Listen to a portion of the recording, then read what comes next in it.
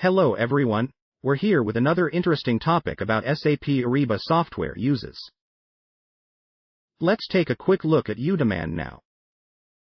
uDemand is a real-time, collaborative learning platform for software development. It produces professionals that are self-sufficient and have the willpower to compete on global business networks. Let us begin with the introduction of SAP Ariba. SAP Ariba manages the supply chain and procurement in the cloud. SAP Ariba digitally connects buyers, suppliers, contract owners, and third parties.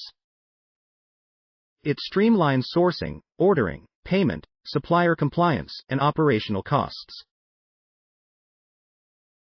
Let's have knowledge on another interesting topic: how to use SAP Ariba software. SAP Ariba makes buying and selling more straightforward for businesses all around the globe. It makes it easier for businesses to form lasting ties with both their customers and their suppliers. Let's begin the process. At first, we need to sign up for an account with SAP Ariba. After you have created an account, you may next create buyer and seller profiles.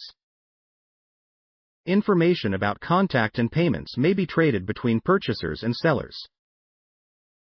Create a profile by entering your name and the name of your company. The purchasing process is made more efficient by using SAP Ariba.